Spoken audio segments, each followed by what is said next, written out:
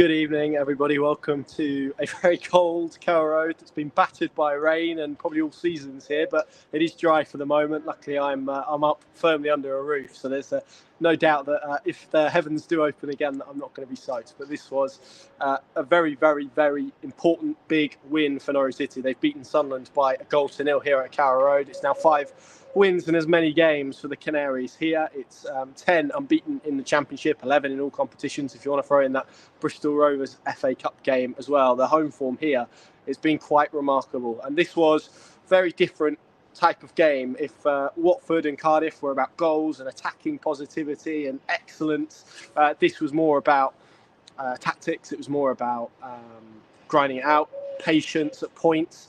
But ultimately, they found the one moment of quality that they needed, but also that I felt this game needed in order to win the contest. And in the end, they were deserved winners as well. It's a huge win after last week's draw at Blackburn and the way that it all unfolded. And we spoke about it at length on the podcast. It doesn't half put some pressure on your home form if you can't win away, but when Norwich are performing as well as they are here, it is key. And actually, even though this game is, Norwich probably weren't in terms of their performance as impressive as they were against Cardiff, against Watford, and even though they didn't score or maybe weren't quite as convincing, I actually feel that it's a game that kind of shows just how much Norwich City have improved in recent weeks and months.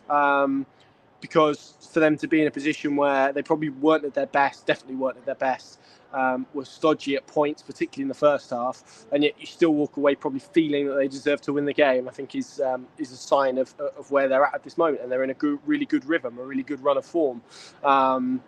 It was one change from David Wagner from that side that beat Blackburn last weekend. Ashley Barnes came in. Marcelino Nunez obviously dropping out with that hip injury. That means Gabriel Sara had to pull slightly back. There was some concern about Kenny McLean in the build-up. He's had a slight back issue that prevented him from training yesterday, and I think David Wagner broke protocol. He usually has a rule that players who don't feature on Friday don't make the matchday squad, come what may.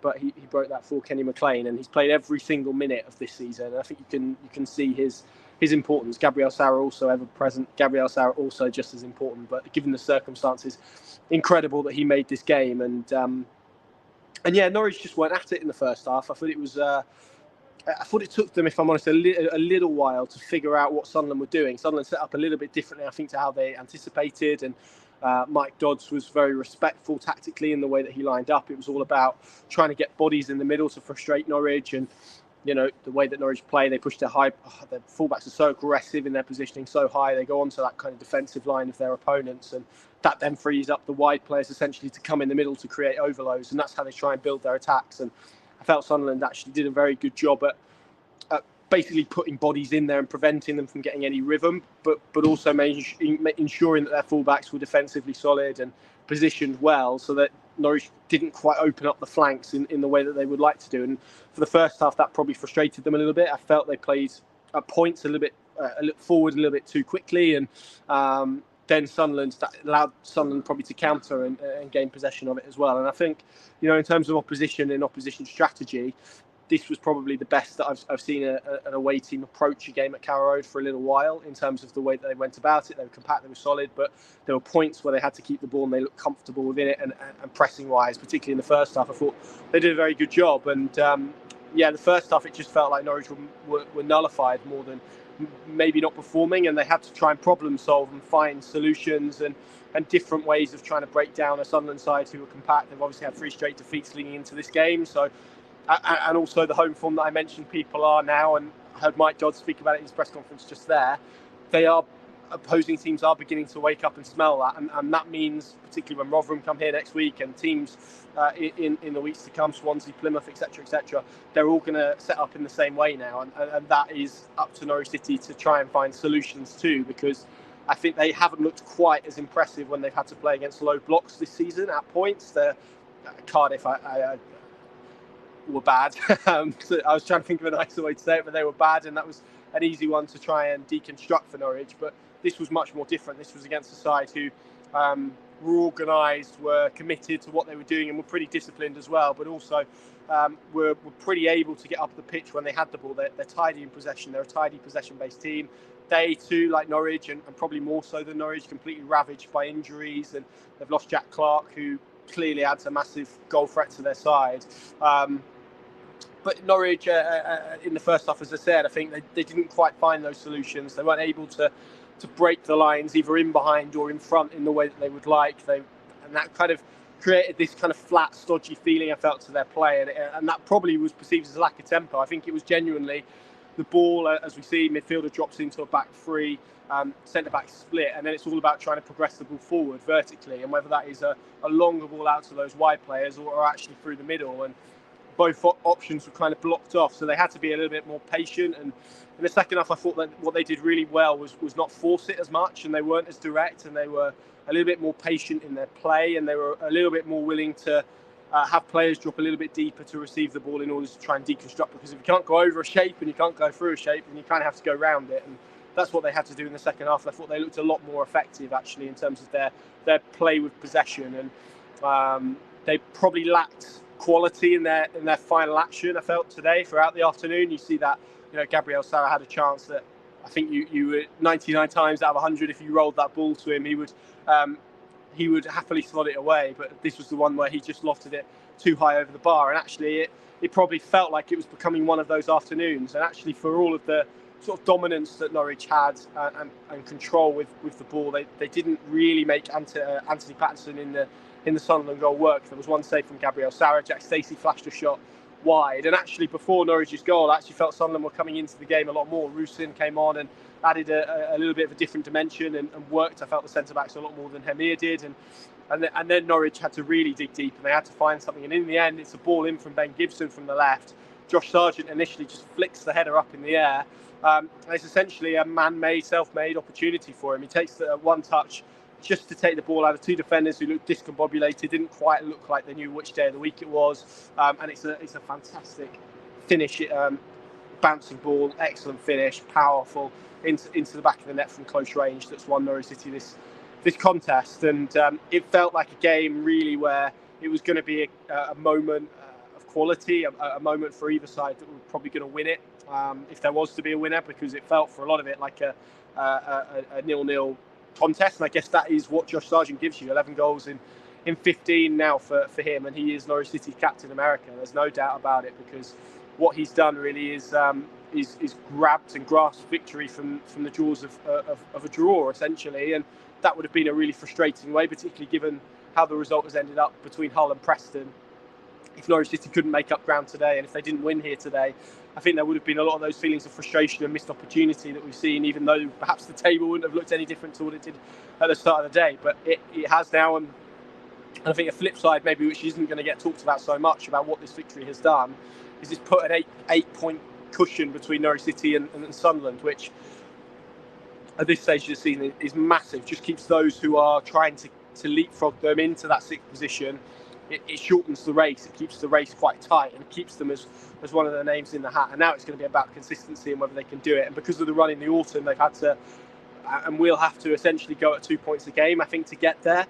But a lot of that is going to be about what they can do at home. And as I said, this is a very different type of win. But in many ways, I'm more pleased that I've seen this side to Norwich City, because it's probably not a side that we've seen enough, particularly, and Blackburn's a good reference point for this, QPR as well. It's not really been a side at points this season that's been able to grind out a win. In the last 2 or 3 months, we've seen them very much capable of doing that, and they've kept a clean sheet here today. I think it's the first in 14. That's a really positive step as well. So it wasn't the most glamorous performance. It wasn't the best performance. There was plenty wrong with it, as I said, in terms of in possession, in terms of tactically as well. I felt there were players that were off it today in ways that we hadn't seen. Christian Fastak, I thought his levels were both wide players. Actually, I didn't ever really feel that they were quite in this contest in the way that Norwich City would have liked them to. There was a couple of thunderous efforts from Sainz, one in the first half that Patterson did superbly well to tip over, and then one sort of driven effort along the floor in the second. For all afternoon, really, I felt Sunderland were pretty toothless in the way that they attacked. There was one moment towards the end, just down this end, that, as I said, it was kind of in that spell just before the Norwich goal where they really kind of looked like they'd found the gear in this contest. Bellingham had a goal that was rightly ruled out for offside. within that, and Norwich were fortunate because that came from I think it was Hanley misplacing a pass to Kenny McLean-Eckwer, then gets rolled in. It's a really poor pass into Rigg, I think it was, and he slots the ball through Bellingham, who's about 5 yards offside. Did convert, but was latterly flagged. And then there was a chance for the substitute Barr as well, cutting from the left, beat Jack Stacey. Gunn is kind of set for a cross, really, and Barr spots that, tries to catch him out of the near post, and it's an excellent push onto the bar to save it and to save Norwich, actually, in that contest. Then they got the other end, and Josh Sargent does what he does. But beyond what was a few and far between efforts, Sunderland were really limited. Angus Gunn wasn't tested that regularly. And that is why I felt you look at it on the balance, Norwich probably edged this and probably just about did enough to deserve to win it. And when you've got a player like Josh Sargent, who, let's be frank, is far too good for the Championship, I think we're seeing that now in terms of the quality, and he's the number 9. That he's interesting because I think he is, and I wrote about this a couple of weeks ago, I think he's pretty complete. There aren't a lot of strikers in the Championship this season who are conventional number 9s, but he is a real complete striker now. He's someone who's good aerially, but he can go and stretch teams in behind. He can come and link in front and kind of play that role. He's good in the air. His movement in behind has improved absolutely no end. And he's clever now. You look at the goal that he scored and the quality to basically head it to himself. And he's meant it. It's deliberate. I think most strikers would have tried to just kind of flick it goalwards. One of those motions. Where you just try and get enough on it to kind of carry it through and try and catch the keeper off guard. He's meant to head that up in the air, and then the second touch just to pull it away from 2 centre-backs to then supply the finish. It's an unbelievable goal from an unbelievable player who, as we've seen now, is single-handedly basically winning Norwich City points in the Championship, and that just, I think, emphasises and illustrates the need. One, for them to keep him fit, because clearly I think if they lose him, they don't have a striker, and you look at their options, Barnes and Van Hooijdonk, who are similar in terms of profile, pedigree, characteristics. They aren't Josh Sargent, and Norwich City would have to adapt majorly in that kind of scenario.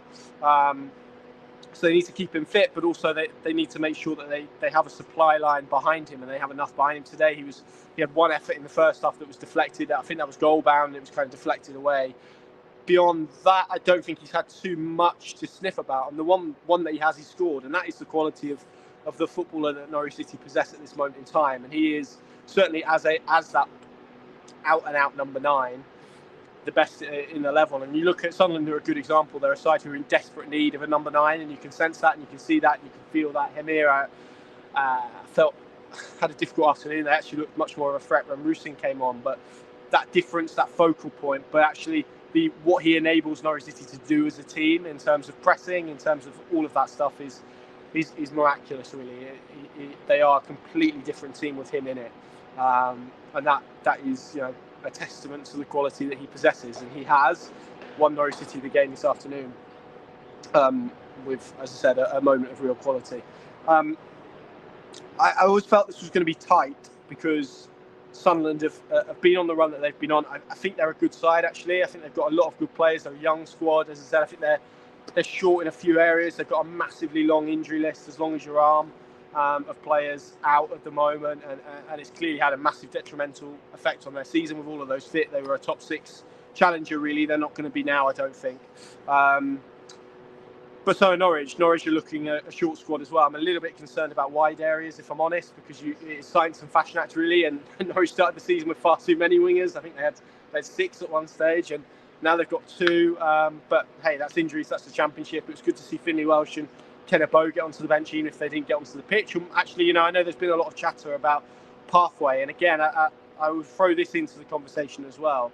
What those 2 being on the bench has enabled the 21s to do this weekend is field 5 players who are 17. So you've got players who have stepped up into the 21s for the first time. That's just as important in terms of pathway as getting these guys onto the bench. And it was nice to see Finlay Welsh, who's really impressed me for the 21s when I've seen him play. There is a need to improve on his end product, but that's positive as well. Look, this is a start of a really important week. I felt 6 points basically 6 points or over would mark a really good week for Norwich City. If they could get 7, I'd be shocked if they don't end the week in the top 6. That'll mean that Hull, or presumably, have done very, very well. and they've started off in really good fashion. Wednesday's going to be really difficult, I think, against Middlesbrough. And then Rotherham here next weekend. You would hope that Norwich City have enough quality to win that game of football. So, yeah, this is a big win, a different type of win, but just an important win. And just, to be honest, a sweet a win. And it keeps the momentum and it keeps the show on the road. So, yeah, happy days. Josh Sargent to the rescue again. This is well and truly Fortress Carrow Road at this moment in time. Thank you very much for watching. Pinkett.com, of course, the place to go. Plenty more analysis, reaction. David Vargan will have a podcast later as well. All of that good stuff to come over this weekend. And yeah, all steam ahead really for the final, 11 games now of Norwich City's Championship campaign. Thanks for watching. Enjoy the rest of your weekend. See you soon.